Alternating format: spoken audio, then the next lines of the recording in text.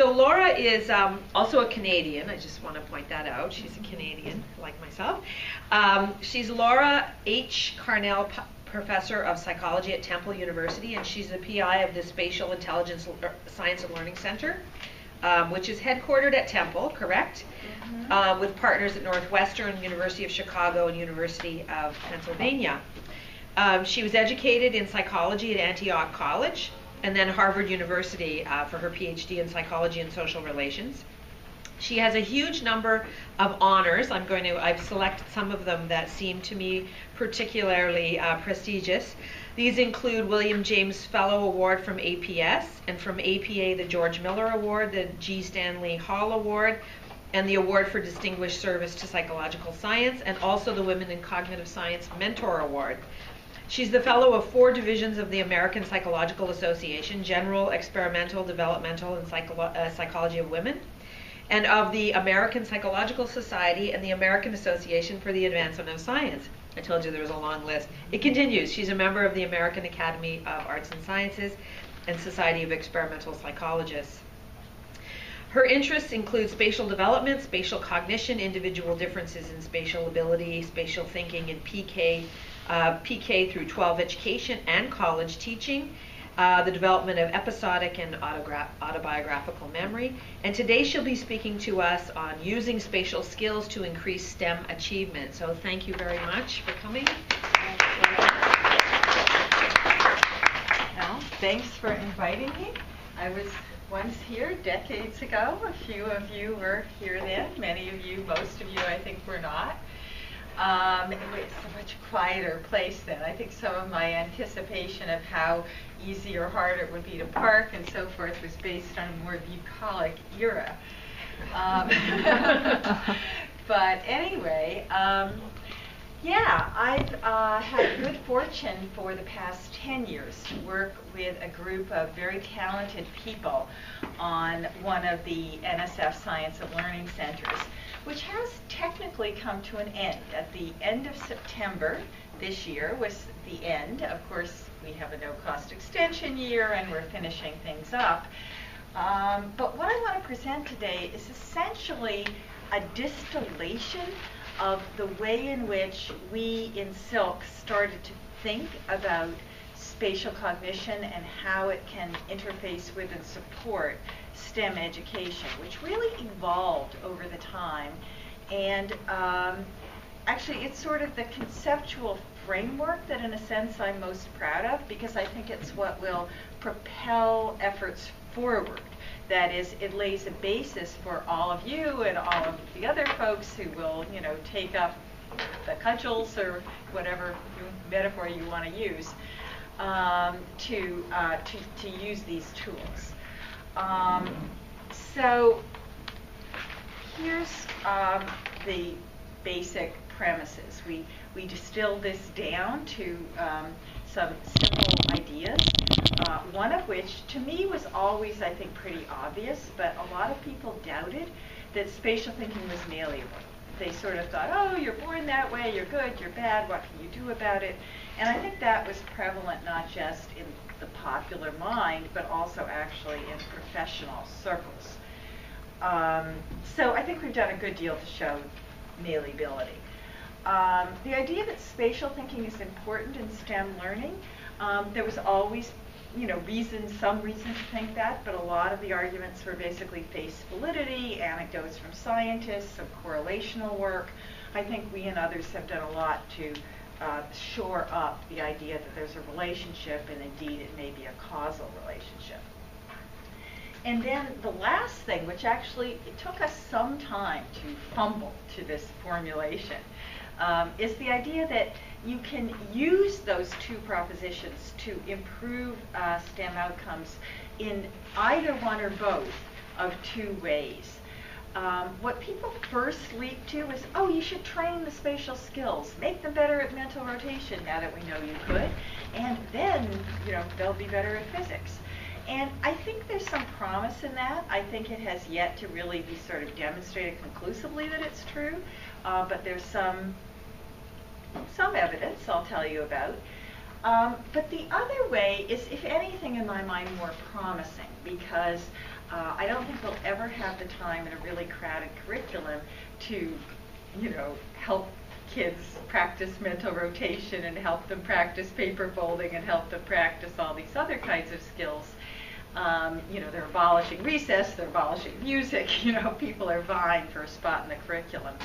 And instead, we started talking about our spatial learning tools and the idea of spatializing the curriculum.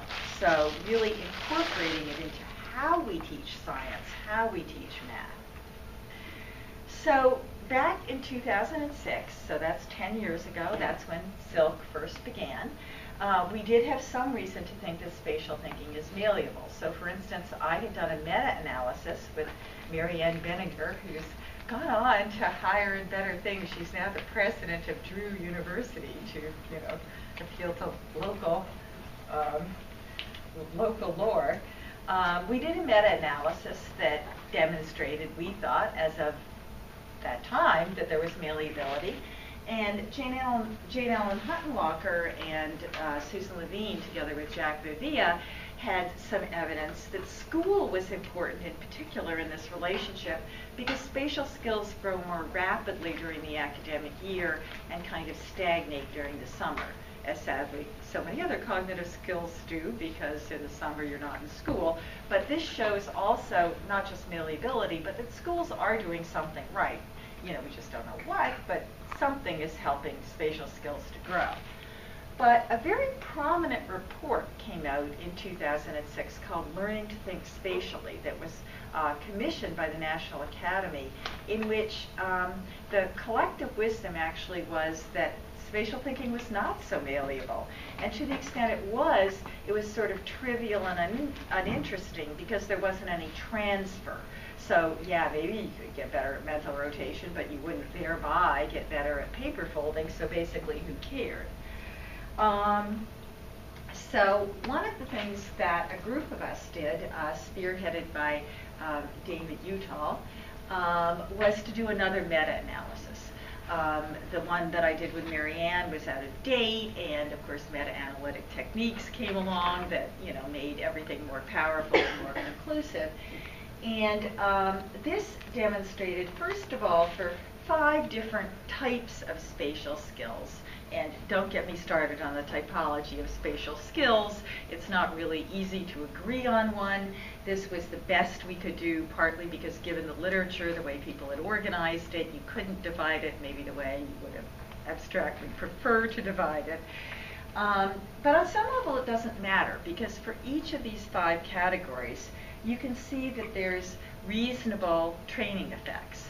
The only bars that are significantly different from each other are disembedding, while significant, this is like embedded figures tests, things like that, are a little bit lower but significantly lower only as compared with spatial perception, which is what Susan's done a lot of work on, at least in the past. The horizontality and verticality kinds of stuff is what people have called spatial perception, which actually is more malleable, which for a while people had doubted. So these are moderate to large effects, but probably even more important, the meta-analysis showed that the effects were durable. Now, when I say durable, what I mean is 3 to 4 months out. But that's basically because nobody ever looked a year or 2 out. They weren't brave enough, and of course it's more challenging from a practical standpoint. But now I think we probably do have to look at longer-term durability. And also showed at least moderate transfer. And of course, characterizing transfer as narrow, moderate, or far is itself a fraught enterprise that we could fight about. But at least it's not simply confined to the very particular skill that's trained. And again, you might have really wide transfer. Most people haven't been brave enough to look for it. So I've already alluded to some of this. I think a lot remains to be done. We don't know quite how long these effects last, how widely they transfer. Age differences in malleability, when we went into this, we thought that the kids might be more malleable than the adults. That proved not to be true. There's a hint in the data, and it depends, it's one of these things. It depends just how you do your meta-analysis. There were ways to do it where, yes, the younger kids were more malleable, but the way we settled on, that was not true. But of course, anything is relative to the training techniques you're using, so it's always possible that you could have something a little more appropriate for the little kids or something like this. So I think that needs a little bit more probing. The good news is, though, for us, that I don't think what's going to go away is that we still, there's hope for us. That is, even if the young kids are more malleable, what isn't going to go away is that we can improve. Then there's always the question of gender differences. This is another one that a little bit comes and goes depending on how you meta-analyze the literature. And certainly you can cite particular studies. People are fond of citing them as showing that women improve more quickly than men, or there are ways to make women equal to men. And that really did not come out. What happens in the majority of studies is that both men and women improve, and for the skills on which men start better, which is not all of them, and I could say much more about this topic too. Mental rotation, horizontality, verticality are the two that are most prominent this way. Paper folding, not so much, so there's that to remember. But when there's a difference, the genders both improve at more or less the same rate. So we could know more about that. I actually think there's a deep mystery here that has never been solved, although saber rattling about hormones and this and that has left it opaque. 30 years after I started getting interested in it, I think we still don't know, but that's another talk. So, best methods of training, and also what about navigation? One of the things that I've done a lot of in my career in spatial cognition is concerned with navigation, and what has never been really attempted in any sort of focused way is getting people better at wayfinding. My problem in getting here from the parking lot wasn't finding my way, it was further than I thought, but that's another problem. So on to the second proposition, what we know about spatial learning in STEM, beginning with what we knew in 2006. I already alluded to the idea that people were fond of just waving around face validity. Oh, we could learn a lot from maps. So, to get to the three-dimensional structure of DNA, Rosalind Franklin had to look at flat, X-ray crystallography patterns. There were some concurrent correlations. Oh, physicists are very spatial. There was one longitudinal study, but it was of gifted children that suggested that early spatial skills predict higher STEM achievement. So during the time that SILC was funded, non-SILC researchers, also this group, Dave Lubinsky and Kamala Benbow, but led by Jonathan Y, who's become a sort of evangelist in this area, did a big analysis of Project Talent, which was a study that began in the 1950s that had 400,000, I kid you not, high school students of the time in it. So these people are now, pretty old. They were followed for quite a long time. We know what they majored in. We know what occupations they went into. We have a whole battery of cognitive tests. And what you're looking at here is after you take out their verbal skills, after you take out their math skills, after you control for their socioeconomic status, variety of other things, what professions did they go into, and how that is predicted from their high school spatial skills. The right bars say that higher spatial skills predicted being an engineer, being a mathematician, computer scientist, going into physical science, and well, you can read as well as I do. And that's relative to a standard of everybody in the study, sort of, who's less, who's more. We see that law is less, and fine, whatever, lawyers don't have to be spatial. But sadly, we see that education is less. And that's an issue, and I think it's especially an issue because although this is not published, David Miller, who's currently a grad student actually with David Utall, who's just a whiz with big data sets, broke this out by the people who, it's known, went into elementary education versus high school, and it's the elementary education people who are low, not the future high school teachers. So if we're talking about laying a foundation of STEM learning using spatial skills in elementary school, one of the things we have to confront is the spatial anxiety, because we know that this anxiety really goes with lower skills that the teachers have. Now, we definitely augmented beyond what Lubinsky and Benbow did in several ways. One was spearheaded by Liz Gunderson, who I'm now fortunate to have as my colleague at Temple, back when she was at the University of Chicago as a grad student. And it shows sort of the same thing, but for much younger children. So not high school skills predicting occupations.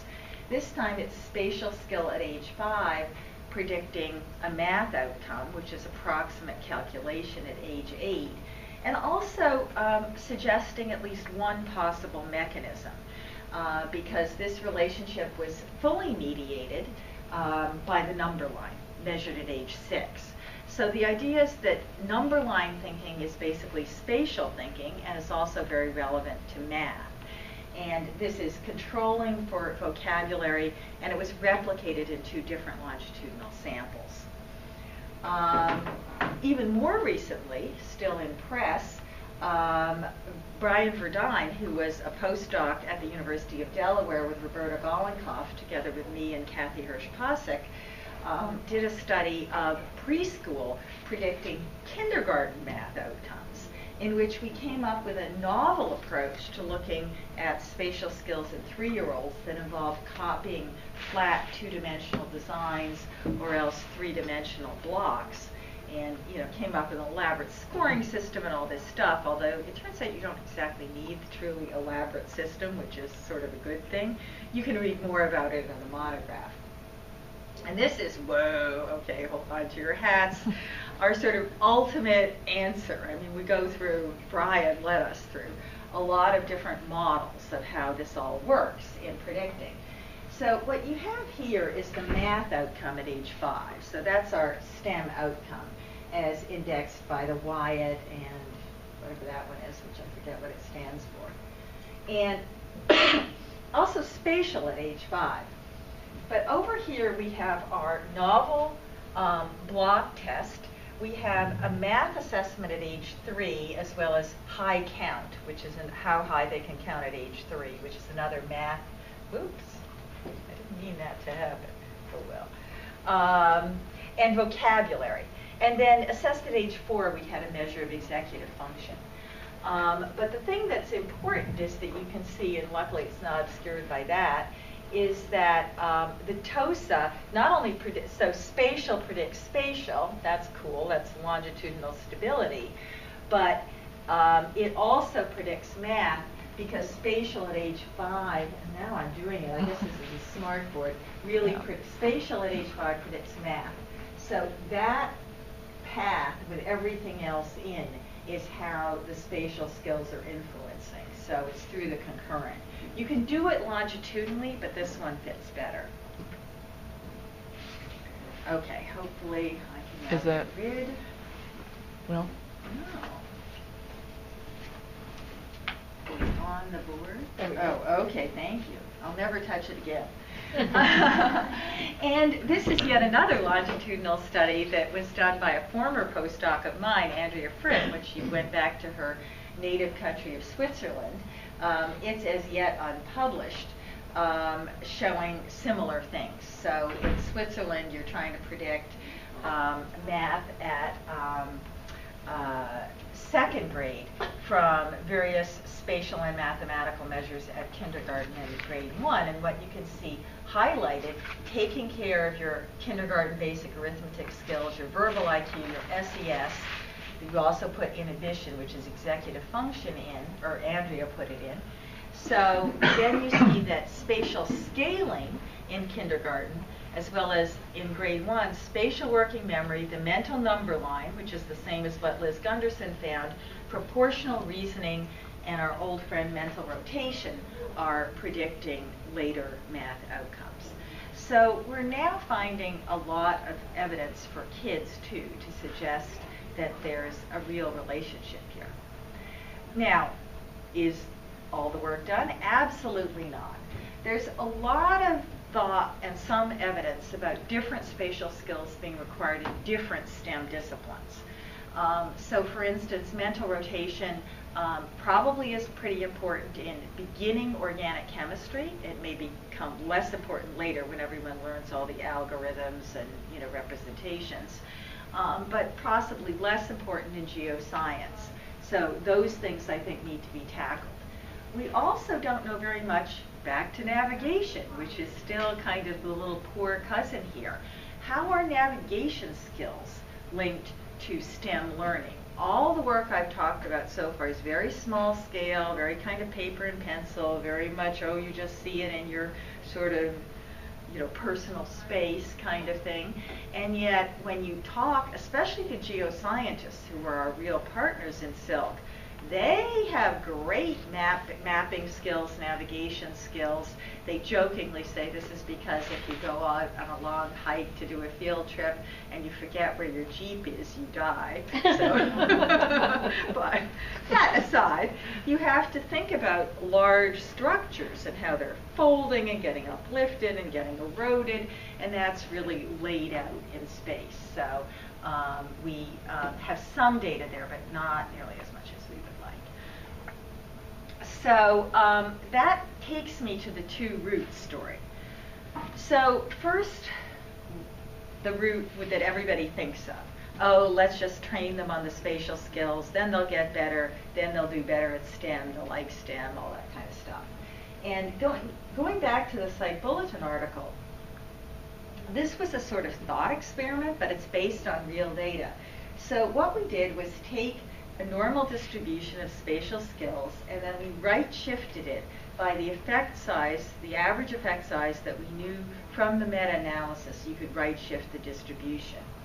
And then we set a cutoff, which is a cutoff that we knew from Project Talent is the average that it, not necessarily the average that it took to become an engineer, the average spatial score of students in Project Talent who actually went into engineering. We set as the threshold.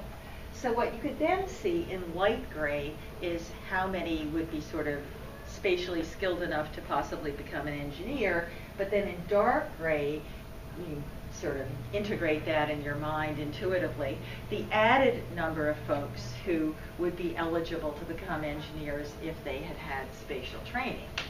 So that suggests, oh, it's great, let's do it. And indeed, people like Cheryl Sorby are out there in engineering schools doing spatial training in the hope of having exactly this effect. So there are some positive data. I've listed some of the findings for a variety of STEM disciplines. Some are pretty old. I mean, the Small and Morton from 1983 was just kind of whistling in the wilderness there about spatial, improving spatial skills leading to better grades in chemistry. But there are some findings for geoscience, physics, and calculus. There are starting to be a few more than I've listed, although not as many more as you would like. The studies with children are even rarer. They pretty much all have math outcomes.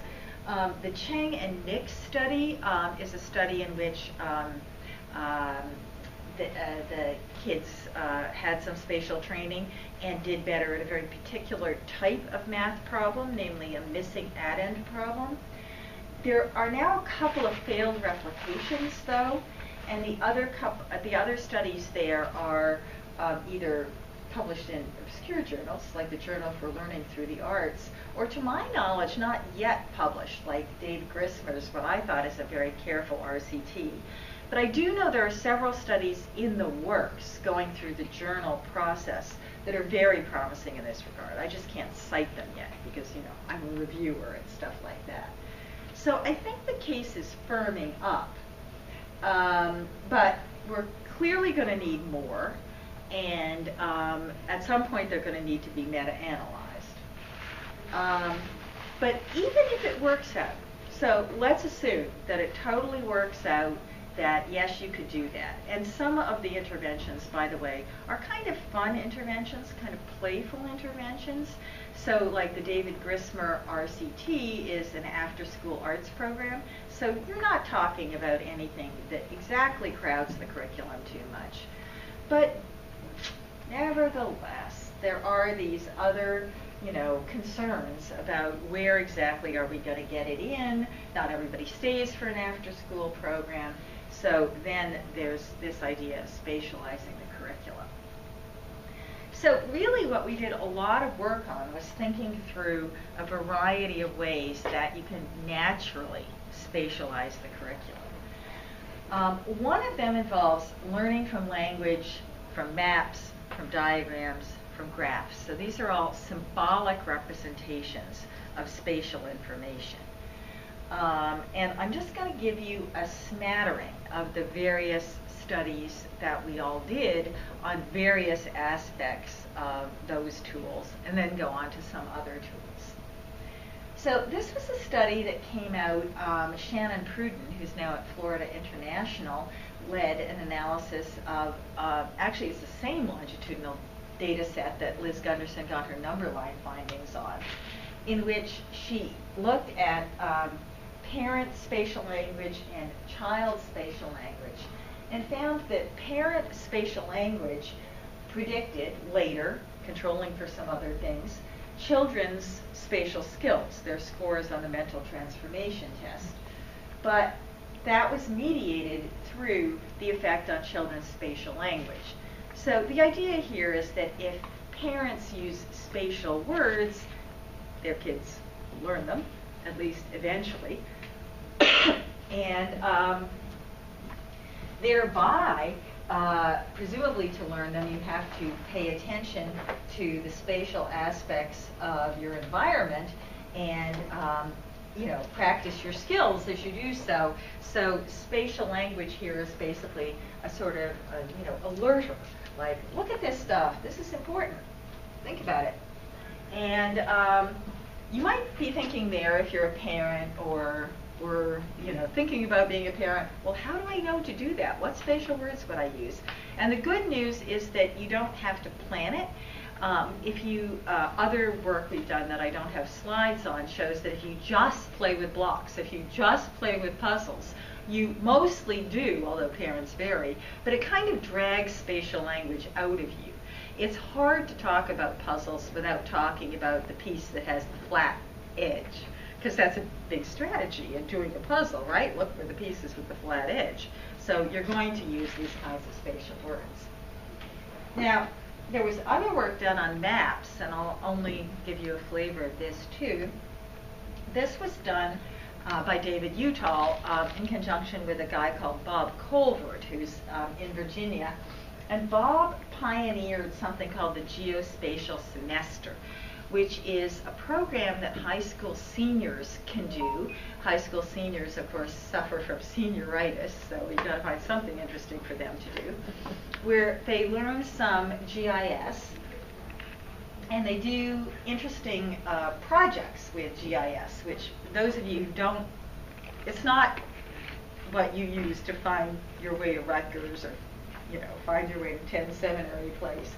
It's all these layers that you can kind of superimpose one on the other, and then you draw inferences about where are the streets in relation to the elevation? Are the streets on the low parts of the elevation? Well, maybe, but let's look.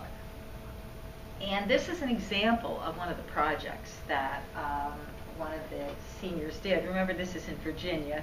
It's in the rural part of Virginia. So there's a problem in this part of Virginia where the bears come wandering out of the national park, and that's dangerous for the people. It's also dangerous for the bears. So they need to be relocated, but you want to take them far enough away so that they're not going to just come back.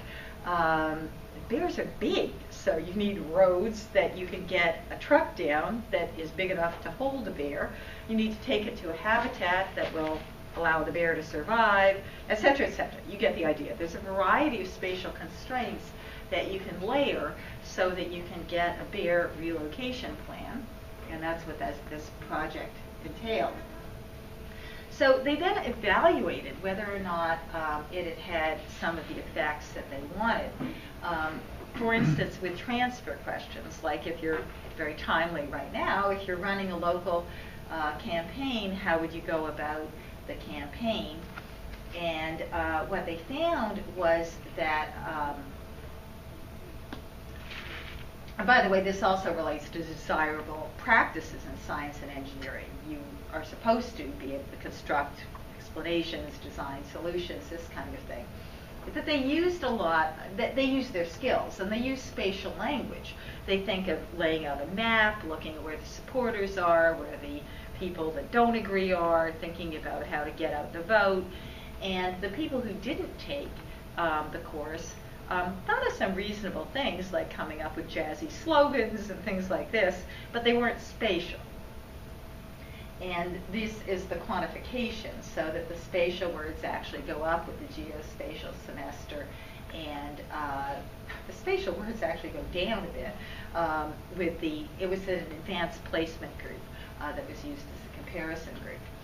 Now this work is now being pressed further in a grant that David and Bob have with a guy called Adam Green at Georgetown, where they're actually doing a lot of before and after measures on a lot of spatial skills, and they're also doing some imaging stuff to look at brain malleability as a function of being in the geospatial semester. And they recently presented at the International Mind-Brain Education Society in Toronto the first wave of results, which are very promising. So you're getting malleability with an even nicer comparison group, this AP comparison group, and you're finding some brain processing changes as well. Now, okay, that's all I'm going to say for now about symbolic kinds of ways to change the curriculum. Another way to think about changing the curriculum kind of builds on the idea of embodied cognition. But none of us in SILP are really like hardcore embodied people. We think that some kinds of understanding begin with perception action, begin with the body, but that ultimately what you want to get is abstraction. That's really the goal of education. So a group led by Cian Bilock did a bunch of work with physics, and by the way, Susan Fisher is a physicist. When you do this work, you really need to partner with disciplinary specialists. In which, and this is a very promising physics concept because it can be embodied, it entails motion. So when you're thinking about angular momentum, you can think about there's two bicycle wheels moving together, how does it feel to hold them? The task is to hold it on a straight line so that it doesn't waver from the straight line. But what if they're moving in the opposite directions? And by the way, this is a hard movement to do, even with your fingers. But you feel it's much harder to keep it on that sort of straight line. So they had people do the task or watch someone do the task so they could see that they were wavering or not wavering or whatever. It's not like they didn't get the information. But in several studies, they found improvement on understanding of angular momentum and ability to do actual mathematicized problems involving angular momentum as a function of actually having this experience. This study also involves some brain outcome measures. So another person who was involved in SILP was Susan Golden Meadow, otherwise known as the Queen of Gesture. And you can think of gesture as part of this action to abstraction continuum too. Gesture is, after all, an action. It takes place in space, just by definition. There's no other way to gesture. Because it's spatial, can be continuous. So for instance, if I tell you, going back to navigation, if I tell you to turn right, just using words, you're going to assume I mean a 90-degree turn. I could tell you to veer right, and then maybe you think, well, it's kind of right, but sort of straight ahead. But you can't, whereas if I'm using my hands, I could actually be fairly much more precise. I could say, well, you veer right, but just a bit. Or you veer right, it's not a 90-degree turn, but it's like that. So you can keep that sort of continuity. So arguably gesture is better adapted to spatial communication than language is. But then ultimately, you have to be sort of reflective and abstract away a map in the example I was using, or in the example they're using in the study that I'm citing here as my example. We're back to this test of childhood spatial skills, which actually I didn't show you before. This is the mental transformation task, where you have to imagine pieces being put together, either just slammed together. Oh, well, that was really bad. I said I would never touch it. There's a laser on that as well. Yeah. Either horizontally, vertically, somewhat diagonally, or also like rotated and translated. So however you put them together, the correct answer is always the one in the bottom right, but there are different ways to put them together. So in this experiment, they had either the child or the experimenter just point to things like, it's this one, that one is this one, or gesture. That's what is called move on this slide, which is basically doing this kind of thing like I was trying to do, except I touched the screen by accident. It doesn't really matter what the experimenter does, so it's not looking that counts. It's with what the child does. If the child does this kind of thing, the child improves on this particular kind of spatial skill. They've also done, just let me say, many other studies showing how gesture works in math learning, and for that matter, how gesture works to learn a lot of things, but in terms of STEM outcomes, how it helps with math. Work that I've been involved with at Temple, together with Tim Shipley and 2 grad students, is involved with topographic map reading. So back to geoscience, which was our companion discipline, novices find it very hard to read these topo maps. Experts, by contrast, actually report that it just looks to them like some of these things are, they get pop out basically. They can just sort of see the topography. So there's a real expertise ultimately that can come out of reading a lot of these maps. But how do you leverage novices to learn to read the topo maps? So one of the things we did first was to come up with a topographic map assessment so we could even do these studies. And it's out there on the web if anyone is wanting to do more research on topo maps. We now have an 18-item assessment with some very nice psychometrics. And we try to help people learn to read them either with these 3-dimensional models, which is sort of symbolic, although it's pretty analog symbolic, and then gestures for hills and valleys and slopes that were done in relationship to the model. Or something that's actually much simpler, which is just pointing and tracing the contour lines. And what we found was that the pointing and tracing was actually the best. And we weren't quite sure why that was. I mean, it wasn't bad that it helped relative to either a no instruction control group, where you have to try to read the map without any instruction, but also relative to just standard textbook instruction, which is in red. But we had really wanted the gesture one to work better.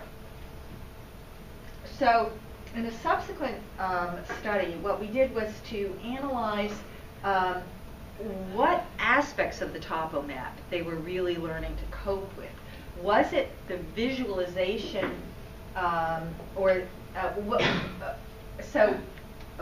So visualizing is the gesture one, analyzing is the point and trace one.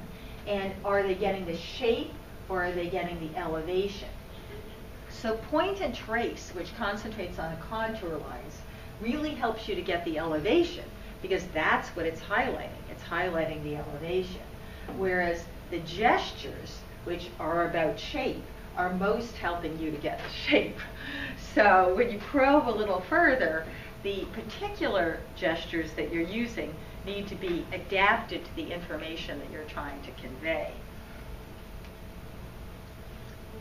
Now, another method, which is somewhat similar to gesture because you're doing it as sketching, but unlike gesture, sketching leaves an enduring trace on the paper, so it becomes symbolic. Once you've done the sketch, there is a symbol that you created. And there's a lot of enthusiasm about sketching. Sharon Ainsworth wrote in Science about how, in the journal Science, about how nice it is to draw to learn in science. There's, I think, less evidence than there should be, and we did some work in Silk, both with middle schoolers with the heart and university students with geological sorts of displays, and partially using an artificial intelligence thing called CogSketch, which helps you to draw and is an automated tutor for giving you instruction. So it'll basically correct you if you're wrong. Students get feedback on demand, and it says things like, it's very polite. It doesn't say you're a fool or anything. It says things like, is that really the location of the hanging shelf?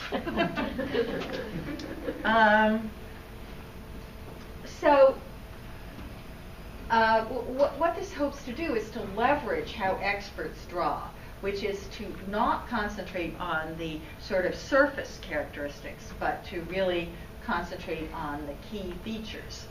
And so from that point of view, the workshops, the worksheets are not just didactic, they're also part of sort of formative assessment. And we actually came up with a whole grid of the geoscience curriculum and what we could make worksheets of, and made the worksheets, and so that was an achievement.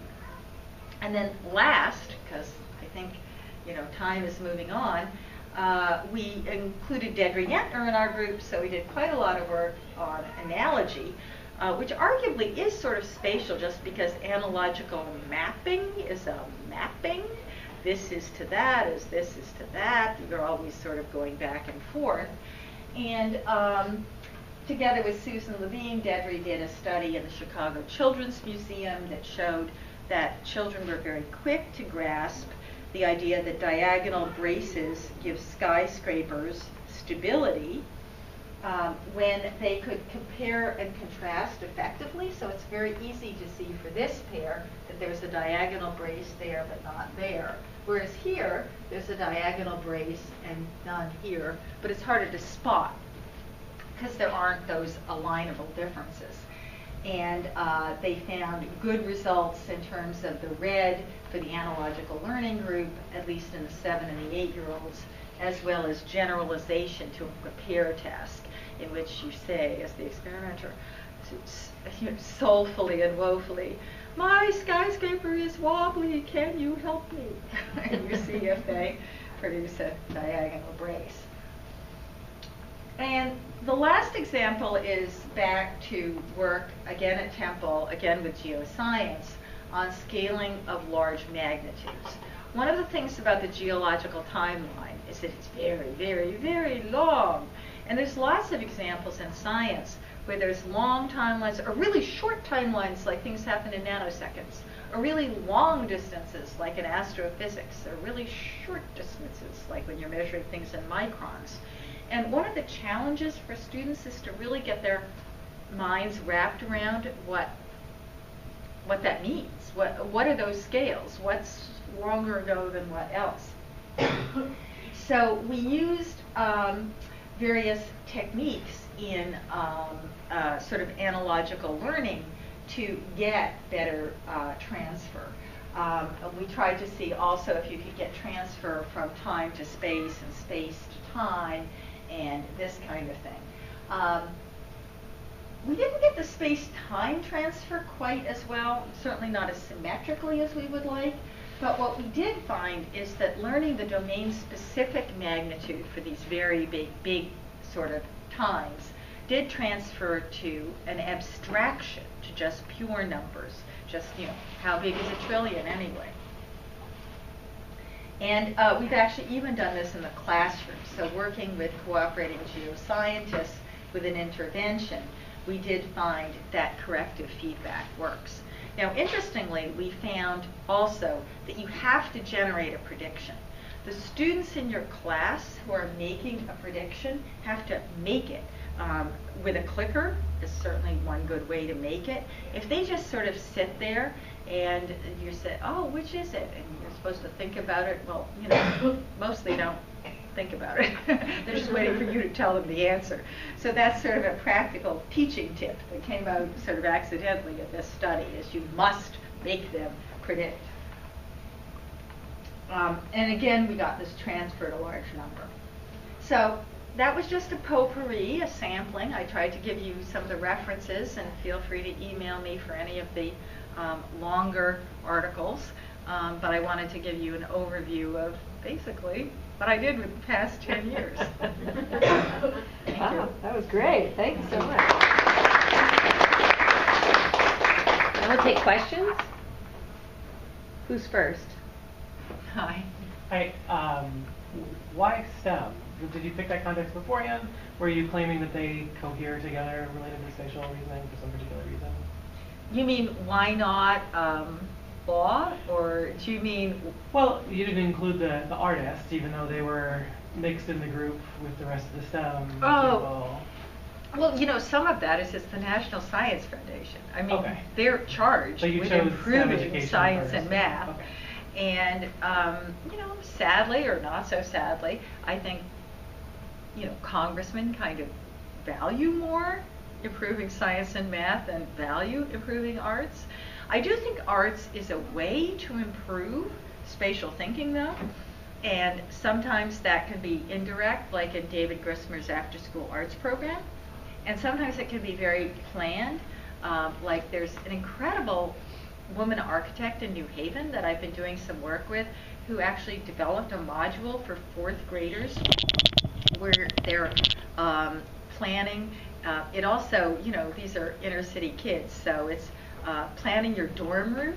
So it also has the motivational, you two are going to college, you will have a dorm room. So I love that about it. But she helps them think about square footage and where will the roommate be and where will the desk be, and they learn a lot of math. So arguably that's an arts-infused curriculum of a very kind of focused sort. Other question? If not, I can ask one. So I remember this data by Tim Salthouse. It goes back to like the 1990, 91 area.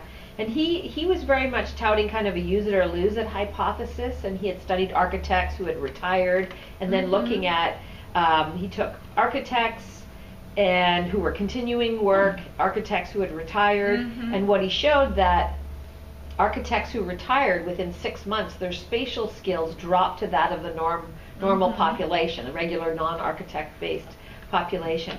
So do you think, like, what do you think about sort of, you talked about malleability, but do you believe like these durability kinds of things, like the real relevant question for Salthouse is, if you took those architects and put them back into the workforce, how long would it take to get trained back up, right? So what do you think about the durability of spatial skills? And then so that's the first question. The second question is, and I was thinking about this across all the myriad of very interesting studies that you did, do you think there's sort of a couple of core spatial components that are really driving a lot of these spatial effects? Right. So the first question is sort of about how long the effects last. Do they decline on some gradient that we can identify? Do they go back to nothing? Or is it not really nothing, even if it looks like nothing, because there's savings in relearning? Right. I think we just don't know the answer to that. It does remind me, though, to highlight